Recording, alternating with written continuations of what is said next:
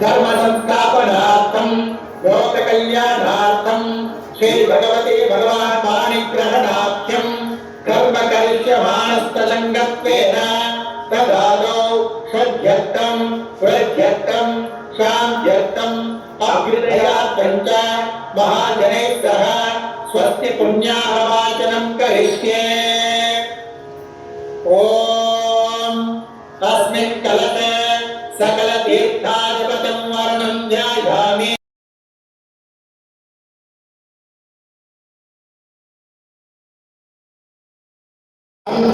वाचयन् अनुगपं परिहपं परिवादं परिक्षपं दुःस्वप्नं दुरुदितं तद्विषभ्यो दिशाम्यहम् अनुहूतं परिहूतनं शतुनेव्यदशाकुनं मृगस्य श्रुतमक्ष्णया तद्विषभ्यो दिशाम्यहम् आरात्ते अग्निरस्वारात् परसुरस्तुते हिवाते स्वाविनश्यतु स्वस्तिते तुवरस्पते नमः शकृत्सदे रुद्राय नमो रुद्राय शकृत्सदे गोष्ठमसि नमस्ते अस्तु मामाहिगुंसि सिगसिलसि वज्रो नमस्ते अस्तु मामाहिगुंसि।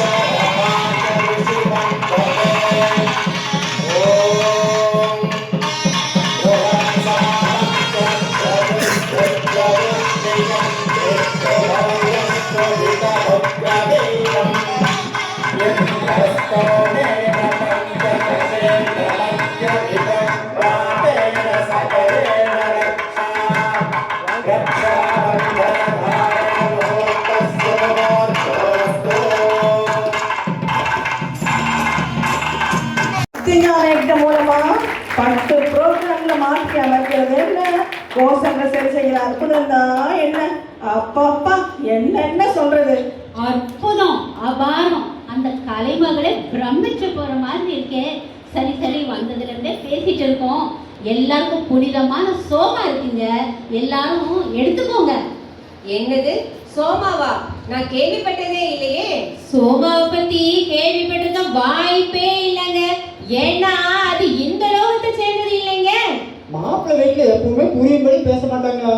உங்களுக்கு புரியும்படி சொன்னோம்னா அது தேவலோகத்துல இருந்து வருதுங்க. என்னது தேவலோகத்துல இருந்தாங்க? எதுல இருந்து வருங்க? ஸ்விக்கியா, ஜொமேட்டோவா, அமேசான்ல இருந்தாங்க?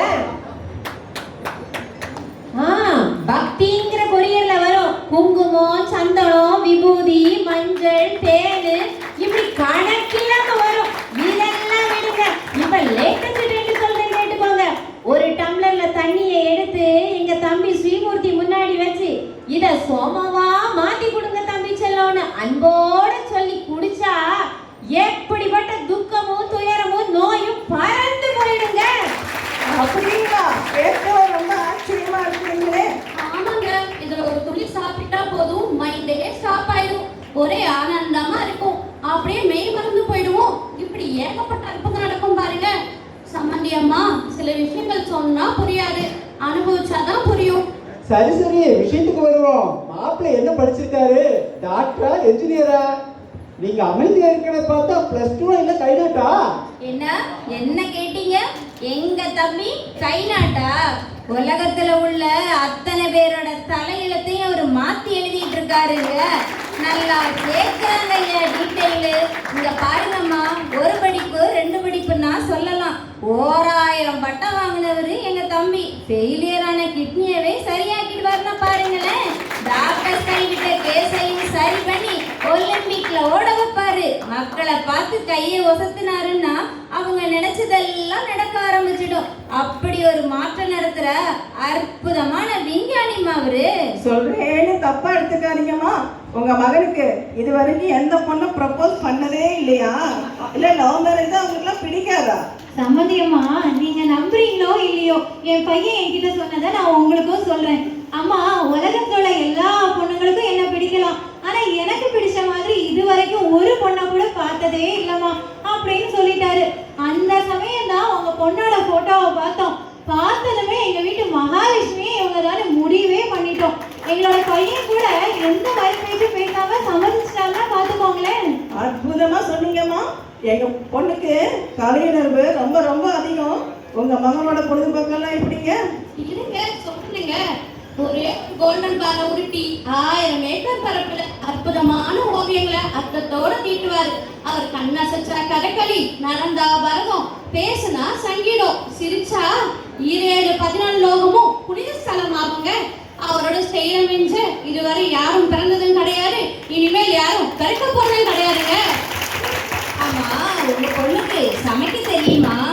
ஏன் கேட்கறேன்னா, எங்க தம்பி எல்லாத்தையும் அப்படியே ரசிச்சு ருசிச்சு சாப்பிடுவாரு. அதுலயும் அவருக்கு குருமான்னா ரொம்ப பிடிக்கும். அருமையா சமைப்பாங்க. எங்க மகளுக்கு குருமா செய்யவும் தெரியும், மக்களோட கருமாவை எடுக்கவும் தெரியும். அப்புறம் ஒரு விஷயங்க, போட்டோல பொண்ணு ரொம்ப அழகா இருந்ததை பார்த்து நாங்க ஜாதகம் கூட பார்க்கலைங்க, உடனே சம்மதிச்சிட்டோம். தப்பா நினைச்சுக்காதீங்க, ஜாதகத்துல தோஷம் எதுவும் இல்லைங்களே. மாப்பிள்ளை வீட்டுக்காரங்கன்னா இங்க பாருங்கம்மா, இப்ப பொண்ணு வீட்டுல உள்ளவங்க எல்லாரும் நம்ம வீட்டுக்கு வருவாங்க. அவங்கள நம்ம சந்தோஷமா வரவேற்கணும், சரியா? ஆமாங்கம்மா, எங்க பொண்ணு வீட்டுல எங்கெல்லாம் மதிக்கப்படுறாங்களோ அந்த குடும்பங்கள் எல்லாமே ரொம்ப சுபிக்ஷமா இருக்குங்கம்மா. என்னம்மா நீ கூட இப்படியெல்லாம் பேசுற? அம்மா, அது எங்க தம்பியோட மகா வாக்கியம் தாம்மா. அடடா, பொண்ணு வீட்டுக்காரங்க எல்லாரும் வந்துட்டாங்களே. வாங்க வாங்க, உங்களை பார்த்ததுல எனக்கு ரொம்ப சந்தோஷம். நான் பொண்ணோட அண்ணன் பேசுறேன். மாப்பிள்ளையை பார்த்ததும் சம்மர் கிளைமேட்டே மாறி போச்சு. அப்படியே ஜில்லுன்னு ஊட்டி மாதிரி இருக்கு. ஆஹா, பொண்ணோட போட்டோ பார்த்ததும் நாங்க எல்லாருமே ரொம்ப மயங்கி மெய் மறந்து போயிட்டோம். எல்லாரும் ஜில்லுன்னு ஜூஸ் எடுத்துக்கோங்கம்மா. அம்மா, மாப்பிள்ளையை பத்தி சொல்லுங்களேன். என் மகனை பத்தி உலகத்துக்கே தெரியும், இருந்தாலும் சொல்றேன். என் மகன் தங்க கலரு, நடந்தா திருவாரூர் தேரு, நின்னா ஒன்ன செம்பிள். என் மகனோட சிரிப்புக்கு அத்தனை பேரும் அடிமைதாங்க. தப்பா எடுத்துக்காதீங்கம்மா. மாப்பிள்ளை எப்பவும் ஆன்லைன்ல தான் இருப்பாராமே. உலகம் பூரா அவரோட ஃபாலோயர்ஸ், போதாததுக்கு டெலிகிராமு, இன்ஸ்டாகிராமு. அது மட்டும் இல்ல, அப்பப்ப எல்லாரையும் பார்த்து ஐ லவ் யூன்னு வேற சொல்வாராமே. அட ஆமாங்க, எல்லாரும் அன்பா ஆனந்தமா அமைதியா வாழ்க்கைய வாழ்றது எப்படின்னு டீச்சிங் கொடுத்தபடியே இருப்பாருங்க. ஓ, அப்படி சொல்லுங்க. அப்ப அவர் டீச்சர்னு சொல்லுங்க. அட உண்மைதாங்க, இந்த உலகத்துல மட்டும் இல்ல, சகல லோகங்களிலும் எப்படி ஆனந்தமா வாழணும்னு பாட சொல்லித்தர டீச்சர் தாங்க அவரு. மாப்பிள்ளை ஏதோ வரையங்க வகுப்பு எடுக்கிறாங்கன்னு சொன்னாங்க, அதை பத்தி கொஞ்சம் சொல்லுங்களேன் கேட்போம். ஆமாங்கம்மா, கடவுள்கிட்ட நம்ம எப்படி பிரார்த்தனை பண்றது, வரம் கேட்கறதுன்னு அற்புதமான ப்ராசஸ்ங்க. அப்படியா? அருமையாக இருக்கே. ஒரு நேரத்துல ஒரு பிரார்த்தனை தான் வைக்கணும், தெளிவா குறிப்பிட்டு செய்யணும். அவரோட பந்தம் ரொம்ப ரொம்ப முக்கியங்க. பிரார்த்தனை நிறைவேறினா கற்பனையை பார்த்து நன்றி சொல்லணுங்க. கேட்கவே ஆனந்தமா இருக்கே. தீட்சை என்ன சொன்னீங்களே? ஆமாங்க, ஸ்ரீ பரஞ்சோதி ஆரோக்கிய தீட்சா, ஆனந்த தீட்சா, வர தீட்சா, அந்தர்யாமின் தீட்சா, அதுக்கப்புறம் பிரார்த்தனை சக்தியெல்லாம் கொடுக்குறாங்க. நம்மள கடவுளோட ஐக்கியப்படுத்திடுறாங்க. ரொம்ப பெருமையா இருக்குங்க. மாப்பிள்ளை எதை விரும்பி சாப்பிடுவாங்க? அட, சுவையான பிரசாதங்கள் தாங்க அவர் ரொம்ப விரும்புவாரு. ஆமா ஆமா, அதுதான் உலகறிஞ்ச ரகசியமாச்சே. தினம் தினம் விதவிதமான பூஜைகள், பல விதமான பிரசாதங்கள். இவரை எல்லாரும் பூஜைக்கு அழைப்பாங்க. எல்லாரும் கண்கள் மூடி பக்தி பரவசமா இருப்பாங்க. அந்த சமயம் பக்தர்கள் அன்புல மயங்கி பிரசாதத்தை எடுத்து சாப்பிட்றதுல உங்க மகன் குடும்பத்தனத்துக்கு அளவே இல்லையாமே. அட ஆமாங்க, என் மகன் மாதிரி ஒரு மகன் கிடைக்க பல கோடி ஜென்மம் புண்ணியம் பண்ணியிருக்கணுங்க. யார் என்ன என்ன தப்பு செஞ்சாலும் அவங்கள வெறுக்கவே மாட்டாரு. அவங்க ப்ரோக்ராமே அப்படிதான்னு ஈஸியா எடுத்துப்பாரு. எல்லாரையும் நேசிப்பாரு. எல்லாரும் ஒண்ணுதான்றது அவரோட கணிப்புங்க. ஆஹா, எவ்வளவு அற்புதமான விஷயம். எங்க வீட்டு மகாலட்சுமிக்கு பொருத்தமான மாப்பிள்ளை தான் கடவுள் கொடுத்துருக்காரு. அப்புறம் இன்னொரு டவுட்டுங்க, மாப்பிள்ளை முதல்ல 64 இருந்தாரு, அதுக்கப்புறம் 74 இருந்தாரு, இப்போ 81,000 நிற்கிறாராமே. வரதட்சணை ஏதாவது எதிர்பார்க்கிறாரா? எனக்கு இப்படி கேட்டுட்டீங்க? உலகத்துக்கே படி அளக்கிற சாமிங்க அவரு. 81,000 பேருக்கு முக்தி கிடைச்சிட்டா அது இந்த உலகத்துக்கே கிடைச்ச மாதிரி அவ்வளோ ஃபாஸ்டா பரவும். ஆமா, உங்க பொண்ணு என்ன படிச்சிருக்காங்க? வேலையெல்லாம் சுறுசுறுப்பா செய்வாங்களா? என்ன இப்படி கேட்டுட்டீங்க? இன்றைக்கு பெண்கள் கிட்ட நல்ல மாற்றம் வந்திருக்குன்னா சொன்னா நம்புவீங்களா? நிச்சயமா நம்புறாங்க. எல்லா பெண்களும் ரொம்ப தைரியமா தெரியுறாங்க, தெளிவா முடிவெடுக்கிறாங்க. சிறப்பு பாருங்க, முக்தி கொடுப்பாரு. எத்தனை கோடி கொடுத்தாலும் வாங்க முடியாது. எங்க தம்பி நினைக்கணும், கொடுக்கணும், அவ்வளவுதான். முக்தி வந்துட்டா எப்பவும் நிம்மதி, ஆனந்தம் ஆனந்தம் தான். கொடுத்து வச்ச பொண்ணுங்க உங்க பொண்ணு. முக்தியை வாங்குற தகுதி எல்லாருக்கும் வரணும் தான் ஆன்லைன்ல முக்தி மோட்ச கிளாஸ் எடுத்துட்டு இருக்காரு. இந்த மாதிரி ஞானம் பெற்ற 81,000 பேர் வரணும். இவங்க அத்தனை பேருக்கும் முக்தி கிடைச்சிட்டா மனித குலமே சந்தோஷமாயிடும். வாழ்க்கைய ஆனந்தமா வாழ்வாங்க. நீங்க சொல்றதெல்லாம் கேட்கும்போது மாப்பிள்ளை மேல எங்களுக்கு ரொம்ப மரியாதை வந்துருச்சுங்க. இந்தியா தான் உலகத்துக்கே விஸ்வகுருவா இருக்கணும்னு கோயில் கோயிலா போய் ஸ்வர்ணயுக பூஜை வேற பண்ண சொல்றாராமே. எங்களுக்கு ரொம்ப சந்தோஷமா இருக்குங்க. உங்க வீட்டு எங்க பொண்ணு உங்க வீட்டுக்கு மருமகளா வரப்போறது நாங்க செஞ்ச பெரிய பாக்கியங்க. மக்கள் எல்லாரும் ஆனந்தமா வாழணும்னு எங்க தம்பி தலைமையில நடக்கிற ஸ்ரீ பரஞ்சோதி ஆன்மீக பயணத்துல உற்றத்துணையா இருக்கிற நம்ம தாசர்ஜி அவர்களுக்கு ஹிருதயபூர்வமான நன்றிகள். நன்றிகள் தாசர்ஜி. முக்கியமான விஷயம், இந்த க்ஷணம் நம்ம எல்லாரும் ஆனந்த கடல்ல சஞ்சரிச்சுட்டு இருக்கோம். இதுதான் சரியான சந்தர்ப்பம். நம்ம மகிழ்ச்சி ஆனந்தம் அப்படி எல்லாருக்கும் பரவணும். காரணமற்ற அன்பும் ஆனந்தமும் அனைவருக்குள்ளேயும் நிறையட்டும். வாங்க வாங்க எல்லாரும் வாங்க, தட்டம் மாத்திக்கலாம்.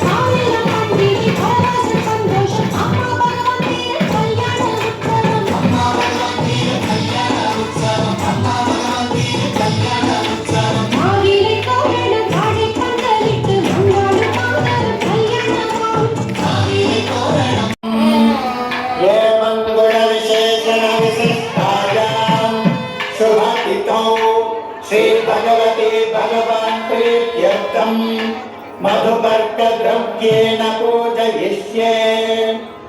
ओम आर्तप्रदस्यादाग्र सन्देमात्वत्यौषम् आपत्पादावने जने युगन्तं नापश्यन्तु मे अस्मिन् कुले ब्रह्मस्य सामे दानिमं स्वर्गं सृज्य पादम् स्वेन वर्षीयसापिताया गोष्ठाभ्यां परिकृत्य मधुपर्को கட்டுறாங்க. கோவிலை கட்டி அந்த கோவில்ல கடவுள் வரணும் இல்லையா? அப்போ அந்த ஊர்ல இருந்த அந்தர்யாமில கடவுளோட தொடர்பு இருந்த ஒரு முனிவர்கிட்ட போய் கேட்கறாங்க, கடவுள் வந்து இந்த கோவிலுக்கு இந்த திதியில வந்து எழுந்தருளணும் அப்படின்னு சொல்லி. அப்போ அந்த முனிவர் வந்து கடவுளை தியானம் பண்ணும் பொழுது சிவன் வந்து சொல்றாருன்னா, ராஜாவை அந்த கும்பாபிஷேக டேட் வந்து மாற்றி வைக்க சொல்லு. ராஜா சொன்ன டேட் அன்னைக்கு திருன்ற ஊர்ல எனக்கு என் பக்தன் மிக பிரம்மாண்டமா ஒரு கோயில் கட்டியிருக்கிறான், அந்த கோயிலுக்கு தான் நான் போக போறேன் அப்படின்ட்டு கடவுள் சொல்றாரு. இதை வந்து அந்த முனிவர் சொல்றாரு ராஜாவுக்கு. ராஜாவுக்கு ஒரு பக்கம் சந்தோஷம் தான், கடவுள் வந்து வேண்டாம் தள்ளி வச்சுக்கோன்னு சொன்னது.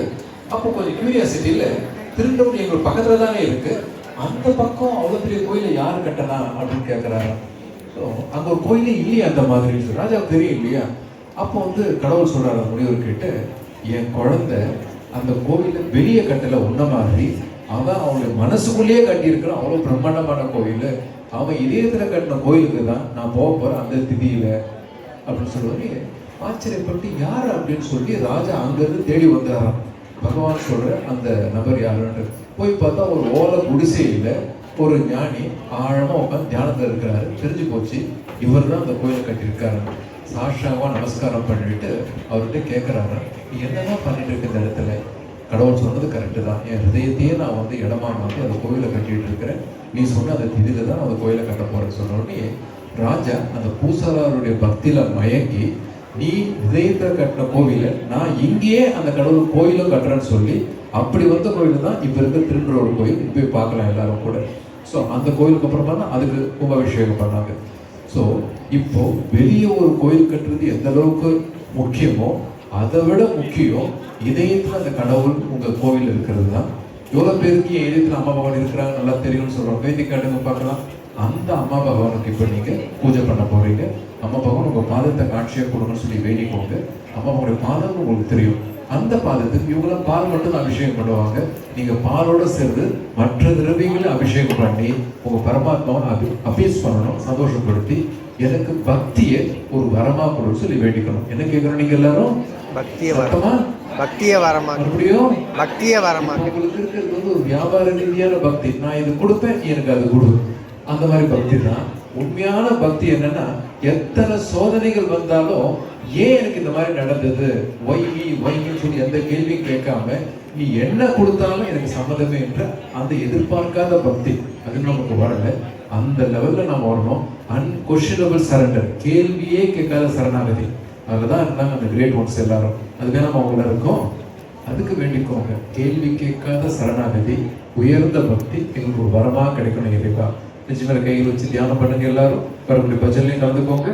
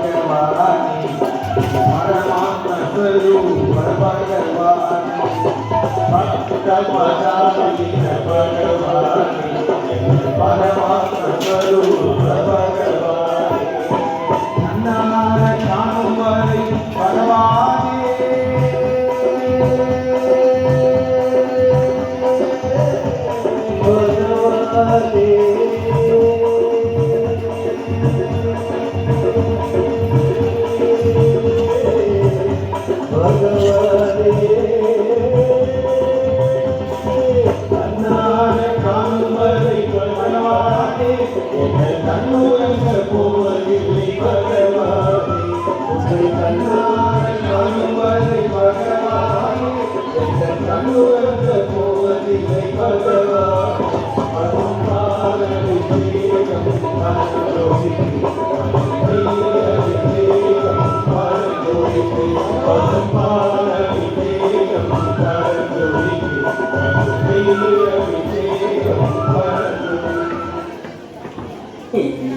மகாலட்சுமி